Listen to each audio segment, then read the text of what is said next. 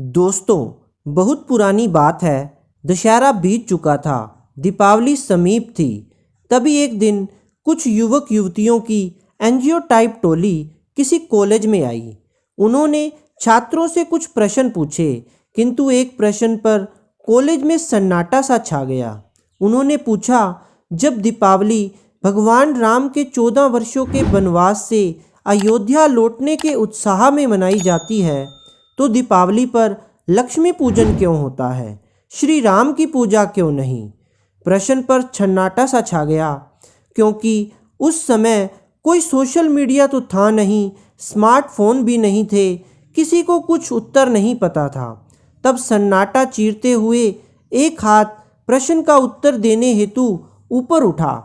उसने बताया कि दीपावली उत्सव 2 युग, सतयुग और त्रेता युग से जुड़ा हुआ है। सतयुग में समुद्र मंथन से माता लक्ष्मी उसी दिन प्रकट हुई थी, इसलिए लक्ष्मी पूजन होता है। भगवान श्री राम भी त्रेता युग में इसी दिन अयोध्या लौटे थे, तो अयोध्या वासियों ने दीप जलाकर उनका स्वागत किया था, इसलिए इसका नाम दीपावली है। इसलिए इस पर्व के 2 नाम हैं, लक्ष्मी पूजन जो सतयुग से जुड़ा है और दूजा दीपावली जो त्रेता युग से प्रभु श्री राम और दीपों से जुड़ा है। उसके उत्तर के बाद थोड़ी देर तक सन्नाटा छाया रहा, क्योंकि किसी को भी उत्तर नहीं पता था, यहाँ तक कि प्रश्न पूछ रही टोली को भी नहीं। खैर, कुछ देर बाद सभी ने खूब तालियां बजाई। उसके बाद एक समाचार पत्र ने साक्षात्कार इंटरव्यू भी किया।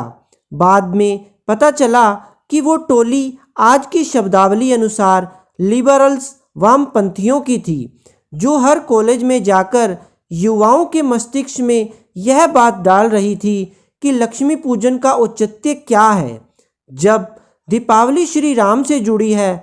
कुल मिलाकर वह छात्रों का ब्रेन वॉश कर रही थी। लेकिन उस उत्तर के बाद वह टोली गायब हो गई। एक और भी प्रश्न भी था कि लक्ष्मी और श्री गणेश का आपस में क्या रिश्ता है, और दीपावली पर इन दोनों की पूजा क्यों होती है? सही उत्तर है, लक्ष्मी जी जब सागर मंथन में मिली और भगवान विष्णु से विवाह किया, तो उन्हें सृष्टि की धन और ऐश्वर्य की देवी बनाया गया। तो उन्होंने धन को बांटने के लिए मैनेजर कुबेर को बनाया। कुबेर कुछ कंजूस वृत्ति के थे, वे धन बांटते नहीं थे, स्वयं धन के भंडारी बनकर बैठ गए। माता लक्ष्मी परेशान हो गई, उनकी संतान को कृपा नहीं मिल रही थी। उन्होंने अपनी व्यथा भगवान विष्णु को बताई। भगवान विष्णु ने उन्हें कहा कि तुम मैनेजर बदल लो। माँ लक्ष्मी बोली, यक्षों के राजा कुबेर मेरे परम भक्त हैं, उन्हें बुरा लगेगा। तब भगवान विष्णु ने उन्हें श्री गणेश जी की दीर्घ और विशाल बुद्धि को प्रयोग करने की सलाह दी। माँ लक्ष्मी ने श्री गणेश जी को धन का डिस्ट्रीब्यूटर बनने को कहा। श्री गणेश जी ठहरे महाबुद्धिमान। वे बोले, माँ, मैं जिसका भी नाम बताऊंगा उस पर आप कृपा कर देना, कोई किंतु परंतु नहीं। माँ लक्ष्मी ने हाँ कर दी। अब श्री गणेश जी लोगों के सौभाग्य के विघ्न, रुकावट को दूर कर उनके लिए धनागमन के द्वार खोलने लगे। कुबेर भंडारी ही बनकर रह गए, श्री गणेश जी पैसा सैंक्शन करवाने वाले बन गए। गणेश जी की दरिया दिली देख माँ लक्ष्मी ने अपने मानस पुत्र श्री गणेश को आशीर्वाद दिया कि जहाँ वे अपने पति नारायण के संग ना हो, वहाँ उनका पुत्रवत गणेश उनके साथ रहे। दीपावली आती है कार्तिक अमावस्या को। भगवान विष्णु उस समय योग निद्रा में होते हैं। वे जागते हैं 11 दिन के बाद, देव उठावनी एकादशी को। माँ लक्ष्मी को पृथ्वी भ्रमण करने आना होता है शरद पूर्णिमा से दिवाली के बीच के 15 दिनों में, तो वे संग ले आती हैं श्री गणेश जी को।